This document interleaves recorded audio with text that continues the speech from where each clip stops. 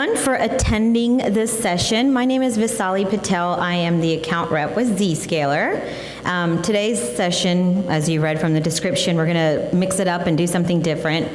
I don't know if I'm too loud there, but we're basically going to play Security Jeopardy. So I am your host, Alex Trebek, and we have 3 contestants here who I am going to let them introduce themselves.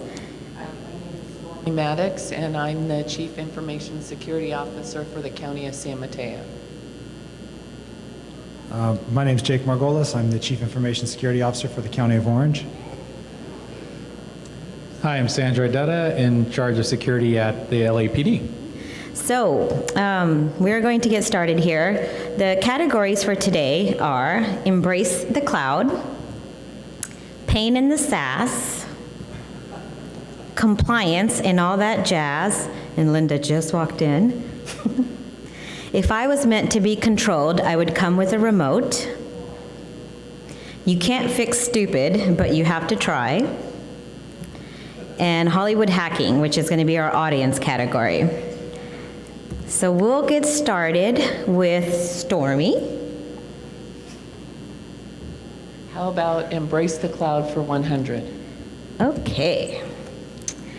Increased efficiency, disaster recovery, automatic software updates, OpEx versus CapEx, increased collaboration, work from anywhere, environmentally friendly, flexibility, cost-effective, scalability, and speed. What is the top 10 reasons for moving to the cloud? Yes, good job. And then would you like to elaborate? So certainly in San Mateo County, like many of the other counties and private industries, San Mateo County has chosen a cloud-first adoption, or I mean, we've said cloud-first. So we've gone to Office 365, we're using Okta, we're using Workday, a number of initiatives really. ZScaler. ZScaler was one of our recent cloud platforms. But we found, a number of benefits for moving to the cloud. It's really made us be able to work more efficiently as one county instead of 26 different departments running their own servers, having their own IT shop. So it's really allowed us to collaborate. Would you like to elaborate on that or no? No, I'm just going to. Okay. All right. In no way was this scripted, by the way. I'm just checking email. I'm a busy guy. I'll take Embrace the Cloud for 200. Okay. Number 1, more time for innovation. 2, better job satisfaction. And 3, time for proactive best practices versus reactive. What is the impact to your team? Correct. Even with the right inflection on the question. I think the big issue for us when we look at, we have 25 lines of business that make up Orange County. So county government, and I'm sure Stormy feels my pain as well, is you're in a unique environment as opposed to an individual city or what you would face in a larger organization or a more homogenous organization. So a lot of your time is spent with really complex networking issues. You have a lot of really strange firewall rules you have to implement. You have a lot of really strange relationships that you have to build within your enterprise systems for Active Directory authentication and identity management. And the more that you can consolidate and flatten that process out, the more you actually free up engineers to do more important things, like secure the network, do patch management, drive innovation is another one. That's one that I can think of because they're not spending their time fighting the machine. And so one of the things that we are finding that as we start moving more services to the cloud, we just did our endpoint protection through the cloud, and I'm not going to say who because I don't want to offend any competitors in the room, but when we go to different endpoint protection strategies, or when we looked at other things that we've put in the cloud, we have found that it does free up time for the staff because they're not spending all their time managing an on-prem enterprise system. Now, that's not to say that everything can go there, but we think that most things can go there for county government. We believe that it does make your life a little bit easier from a planning perspective. It also reduces your on-prem attack surface. That doesn't mean that there's not security concerns with the cloud, but it does mean that you are able to more focus where your attention's at on those things, and it becomes a more deliberate pursuit. Thank you. Sunjoy. I'll take, if I was meant to be controlled, I would come with a remote for $200. Can I choose more money? No? All right. Entry point exposure, access to your full network, causes latency, poor end user experience. I think it's what are the top pitfalls of a traditional VPN? Correct. Great job. It's like we're in sync. So obviously, some of the points that were brought up in the slide before here, obviously those matter. But I mean, we're right now in a traditional VPN solution, and we see it as a pain point. It's really taking a lot of staff time to maintain our end user experience on it, and that's a huge problem for us. It's fairly heavy in terms of management, and that's a big pain point. We have to have our users actually come and meet with our staff in times when they're in remote locations and we're trying to assist them with issues. It's really difficult to navigate and try to find out what's going on. And then the other side of it is that a VPN solution is something that's exposed to the internet. It's another attack, part of your attack surface for the bad guys, and I'm at a police department, so naturally that's not a happy situation for us. And so obviously we're trying to look for solutions that actually can change that whole equation around. And so, you know, right now we are actually doing a proof of concept of ZScaler's ZScaler Private Access, ZPA, and we'll talk about it a little more perhaps as we go on. Stormy. How about you can't fix stupid for 200? Sure. Oh, wait, I'm supposed to say that. Approximately $250. What is the average cost of a data breach? Correct. Per record. So, so when you consider the cost of a data breach, whether a per record or on an enterprise-wide scale, there's a number of things that you have to keep into consideration. One of them, that I'd like to point out is that cost figure is probably a little low, and it might not take everything into consideration. Now, for San Mateo County, we have not only a hospital, but other type of health organizations within our county, meaning we're a covered entity and we fall under the HIPAA breach rules. So some of the reporting requirements and some of the potential fines can actually drive those costs up much higher than $250 per record. The other thing that, for a county, which is a little bit different than a private entity, it's your reputation is at stake. As a private company, if the public starts taking a look at you because of data records that you've lost, I mean, that can certainly have a direct correlation to your stock prices or other things like that. The county doesn't have that luxury. We have to serve the public in our community, whether they like us or not. Now, unfortunately, that's just one of the intangible, pitfalls of being in a government environment than in a private organization. Okay, thank you. Jake. I'll take pain in the SAAS for 200. Inconsistent end-user experience depending on various endpoints and locations. What is a top security concern of moving to the cloud? Correct. No, that's not correct. That is definitely not correct. I guess the slides got moved a little. I can't even fix that, so let's just work with it. It's okay if you got it wrong.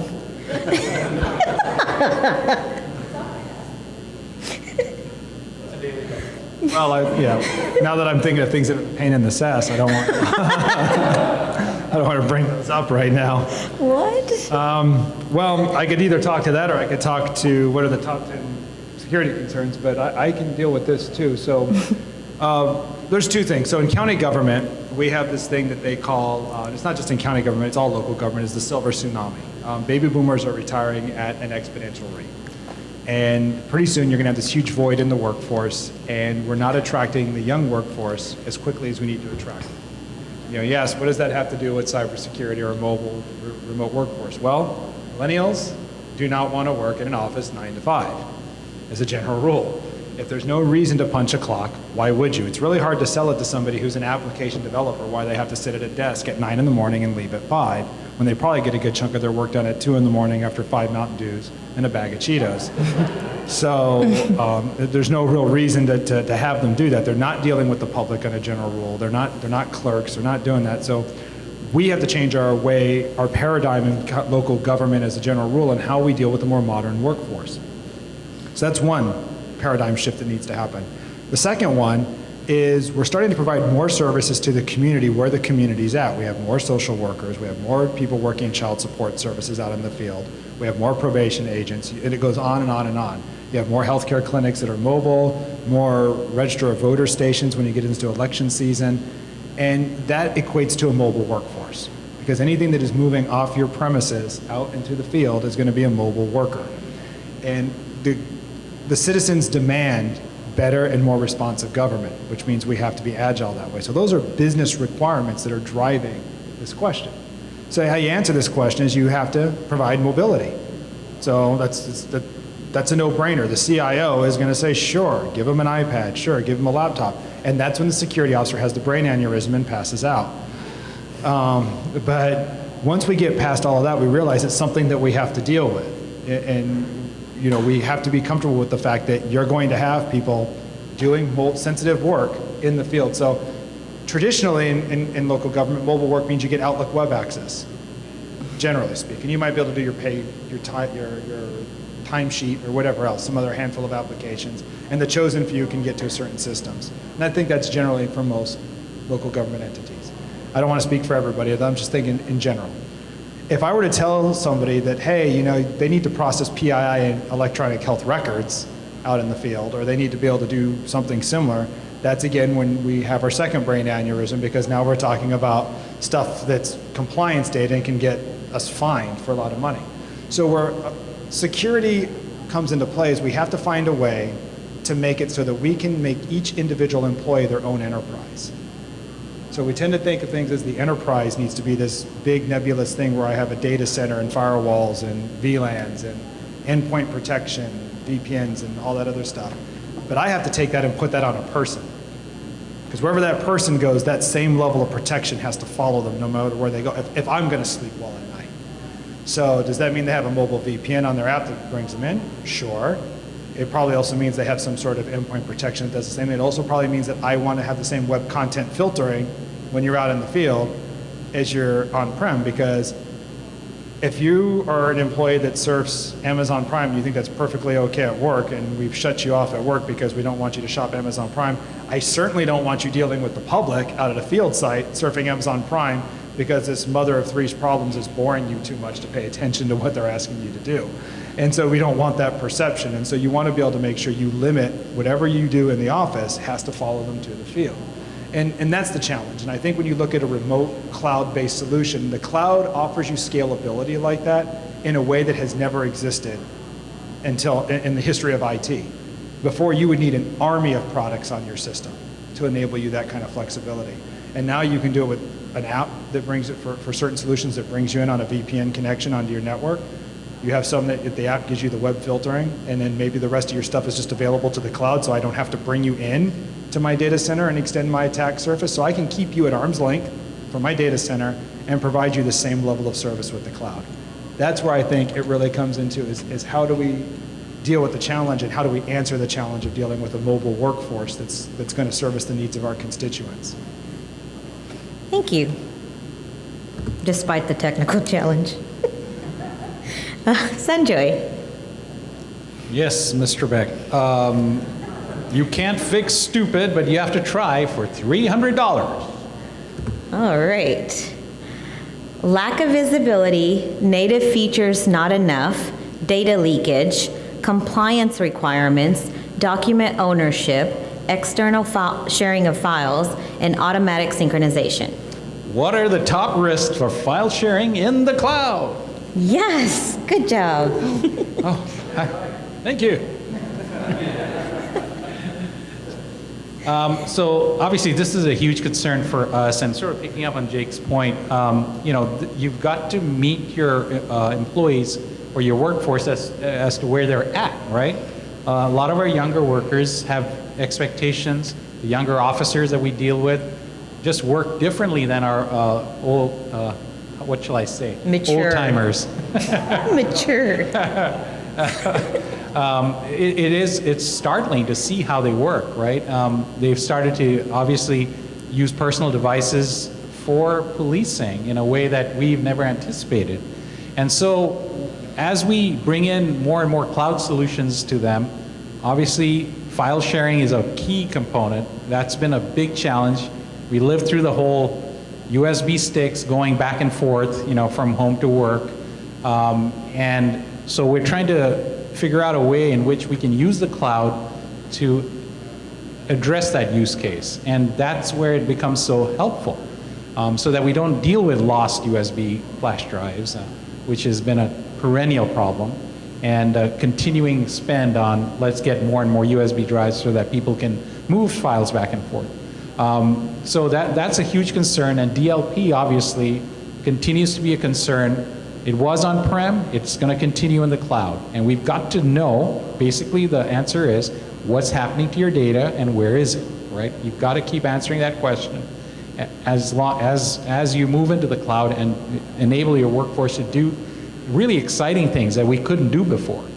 And so we've got to meet that challenge, and we need solutions, and security vendors need to help us meet that challenge in a more modern way than I think a lot of times we've been seeing. Thank you. Stormy. How about compliance and all that jazz for 200? Okay. Oh, SOC 2 Type 2. What is the compliance requirement for SAAS apps such as ZScaler?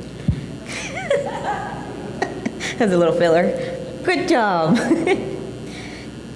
So from San Mateo County's perspective, we know that our centralized IT department, as well as our customer departments, go out and want to set up relationship with vendors all of the time.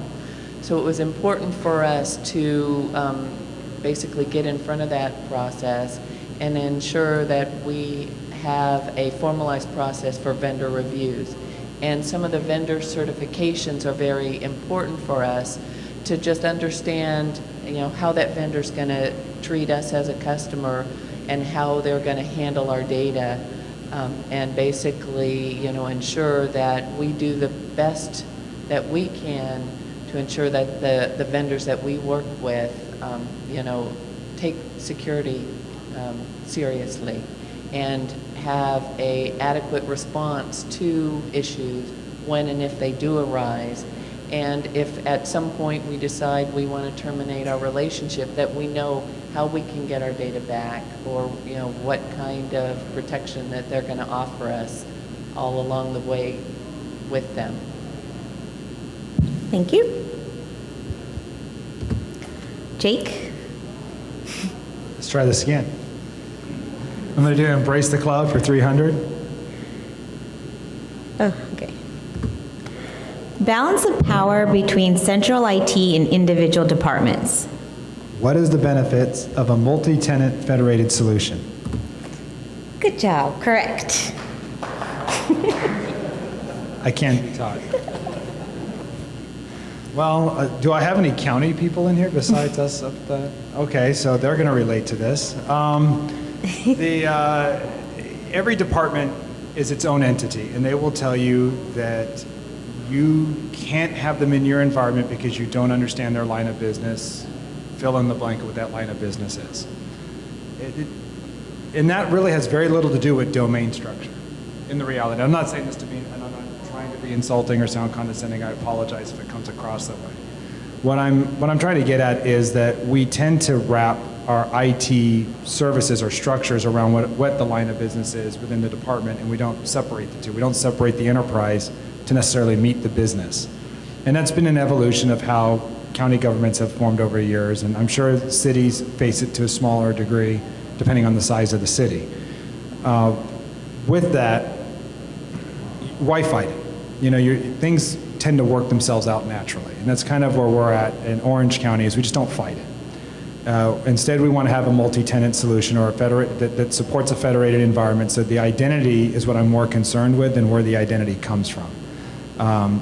If I know that a department's managing its domain controller, then I trust that department's IT people are doing the right things to maintain said domain controller and said environment. So when you access my services remotely, I'm assuming that you as a trusted agent have done the right thing, so all I have to do is figure out is how I validate who you are and what you have access to.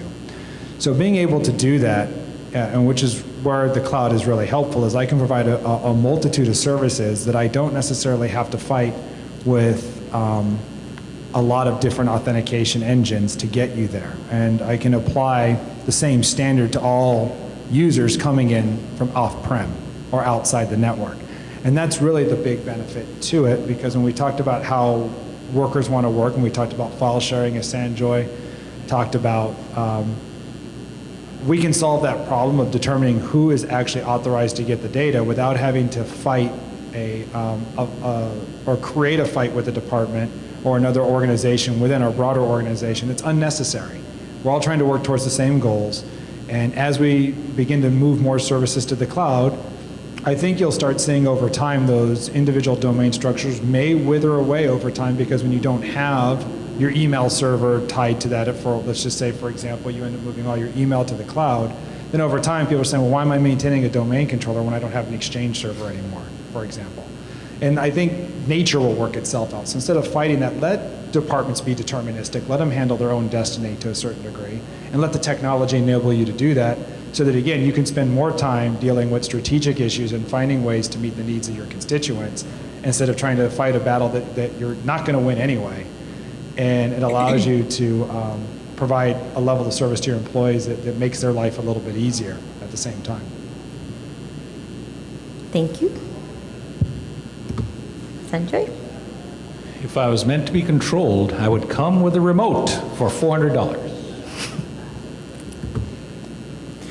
A cloud-based remote access solution, user-to-app access only, no external attack surface or visible attack point, better, simpler end-user experience, ability to simply access apps in multiple data centers or infrastructure PAS.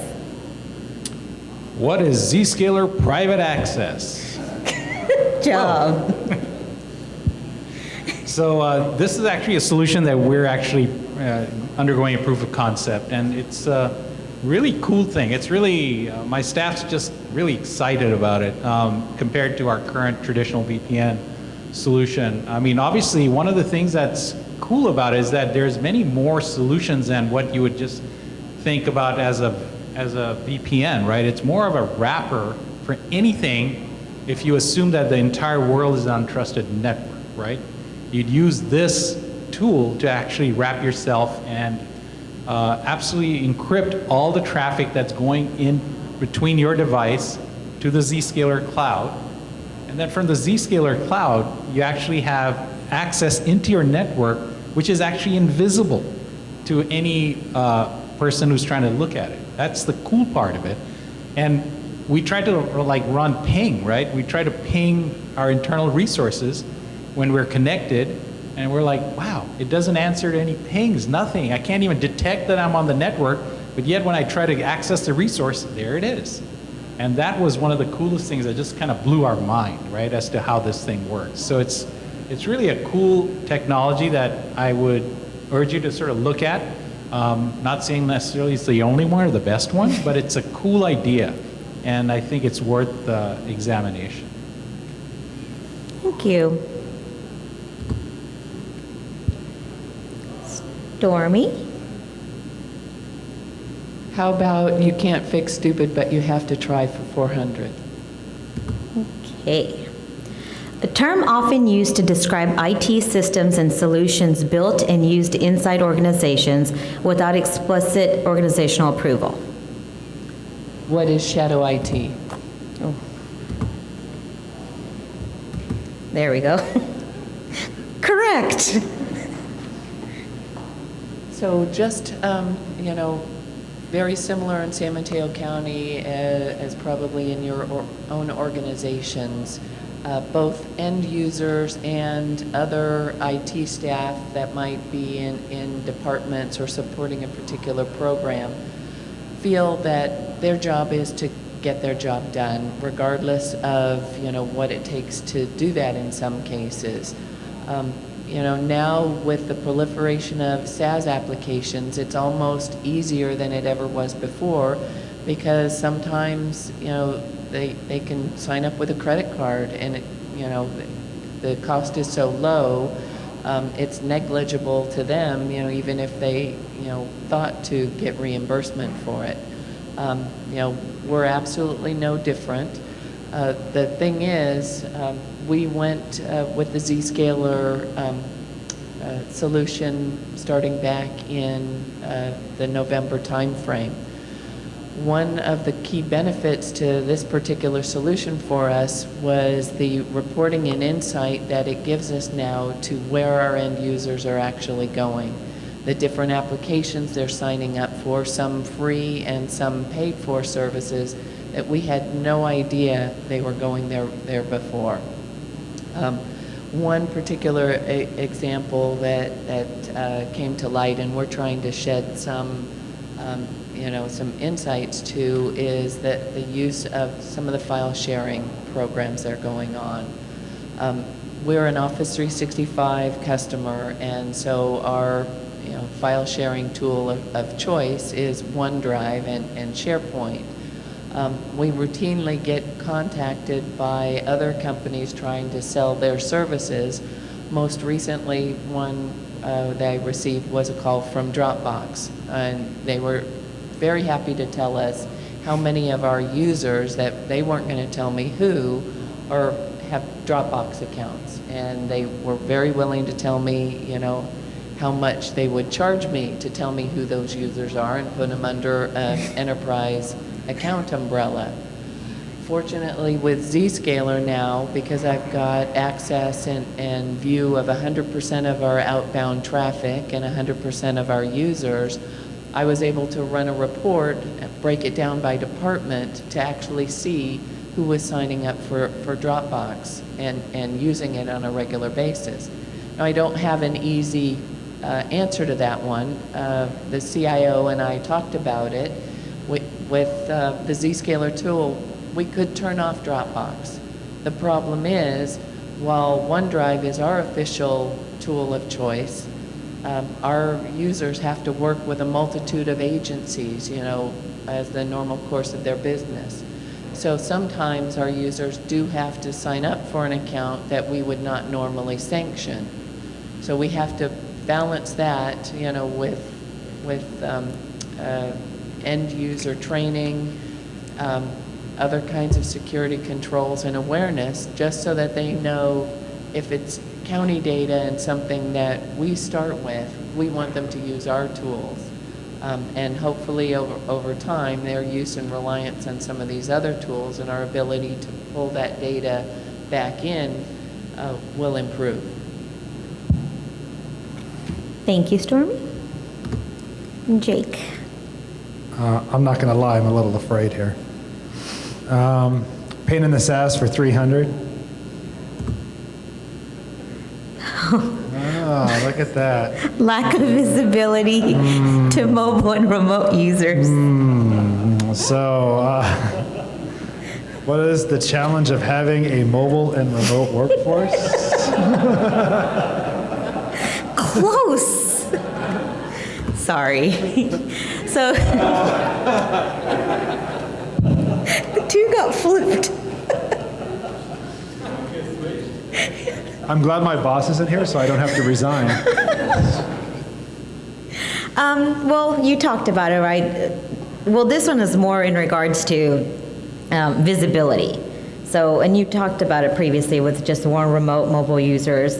Do you have access to what they're doing? Well, I would say to expand a little bit on, your top security concerns are moving to the cloud, and a little bit on shadow IT and some of these things in general that come up.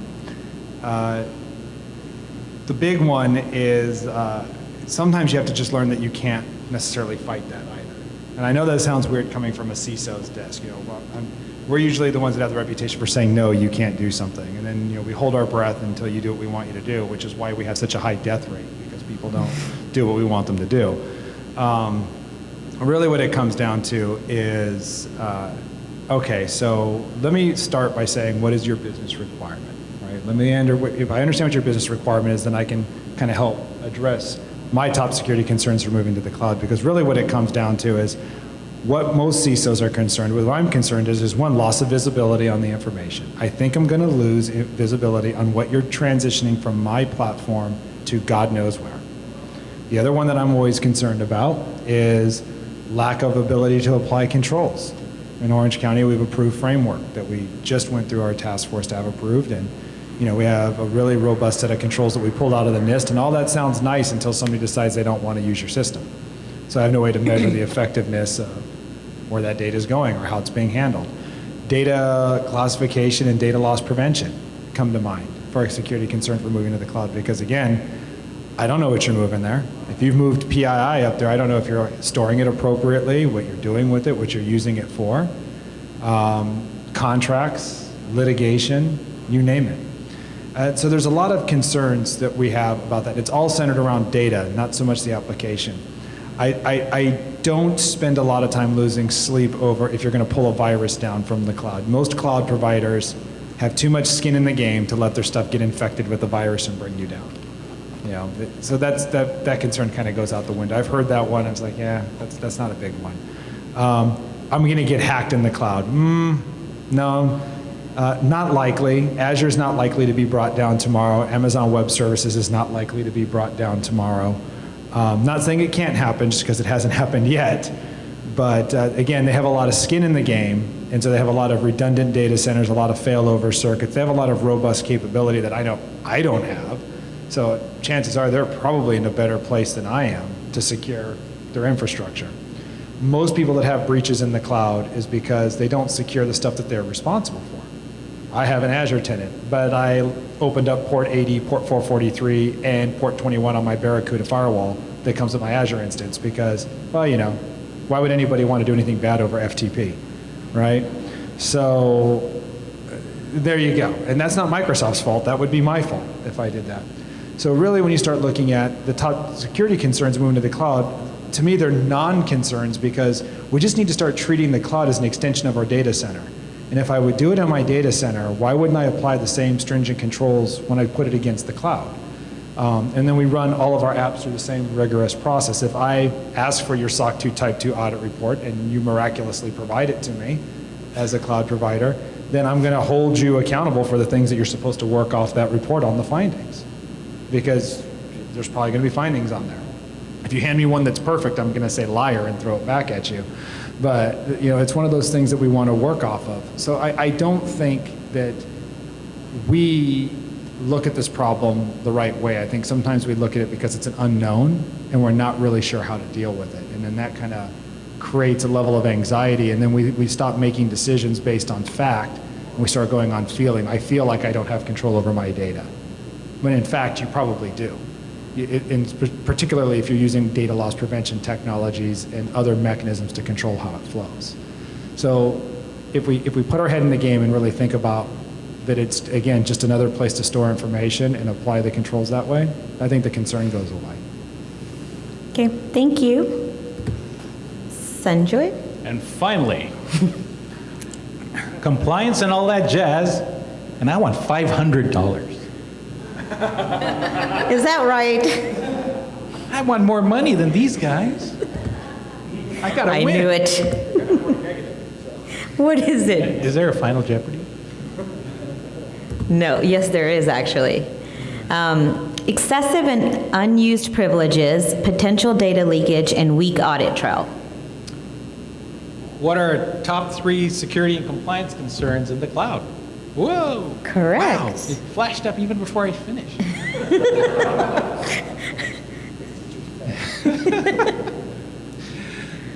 So, I mean, to echo Jake's point and Stormy's points, I mean, obviously, our big concern is figuring out where our data is, right? Especially as we go to the cloud, where is it going? We had concerns with a certain company that we were considering doing business with as to where they were storing the cloud. We had a requirement for them to restore it in the continental United States.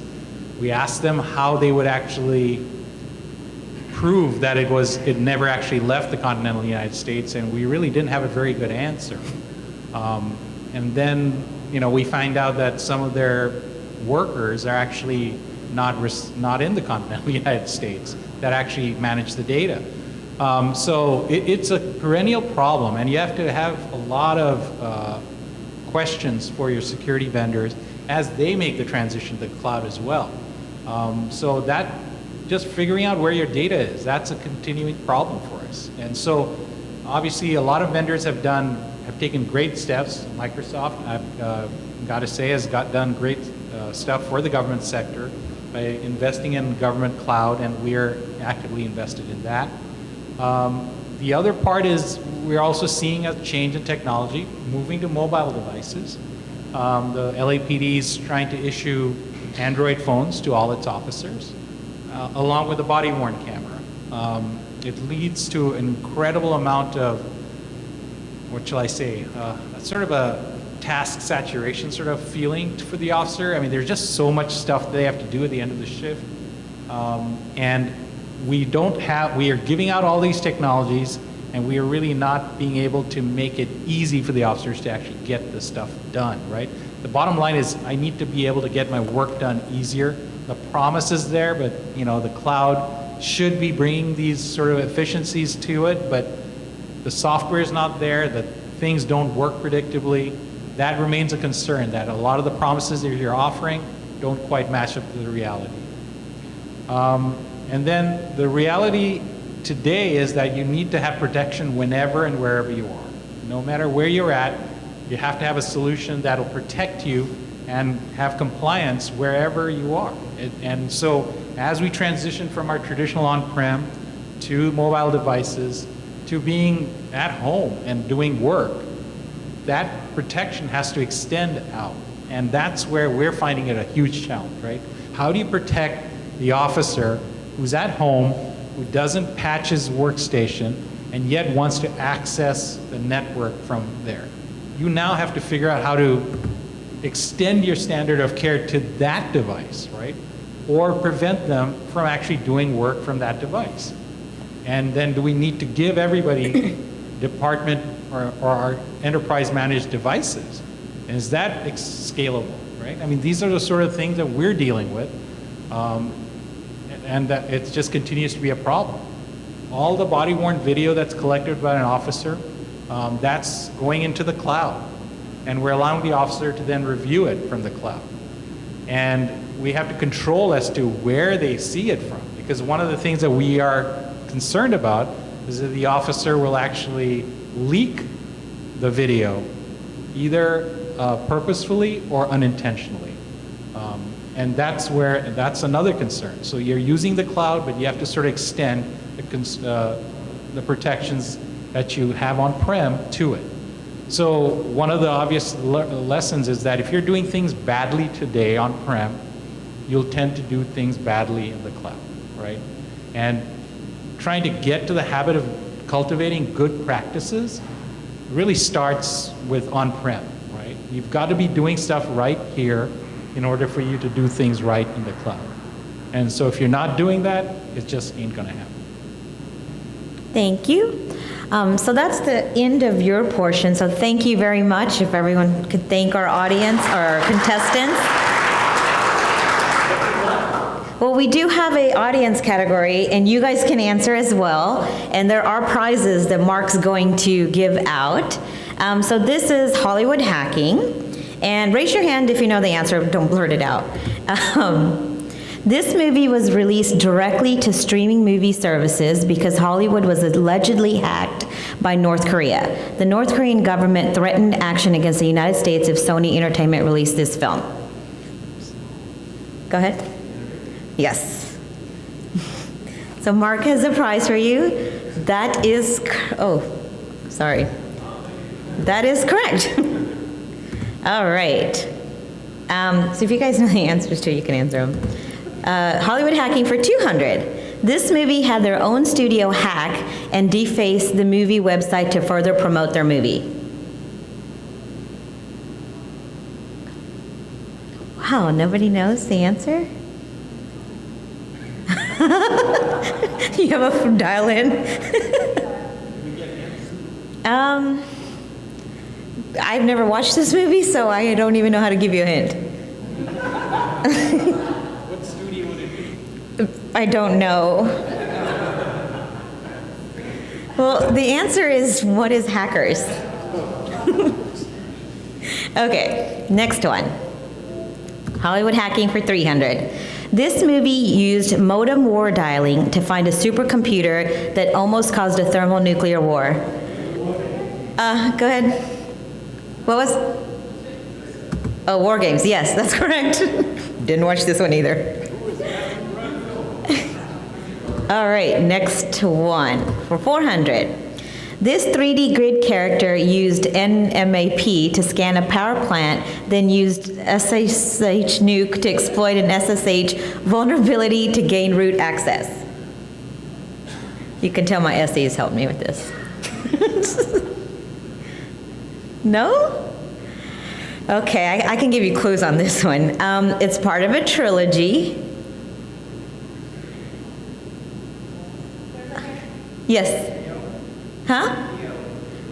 Yes. It's well, no, it's Trinity from The Matrix, but that's fine. At least you got the movie. Okay, one more. This movie sported a Covenant red stapler and had their disgruntled software system to skim the fractions of cents in a bank account, like in Superman 3. Yes. Well, Office Space, but that's, it was him right here. All right, no, there's only 5. The one no one got? So, final Jeopardy question. This one's for everyone. Where can you find more information on how to protect your users? Clyde, do you know the answer? Or the booth. Good job. Yeah, you give that to Clyde. All right, thank you, everyone. Thank you, Jake, Stormy, and Sunjoy. Appreciate it.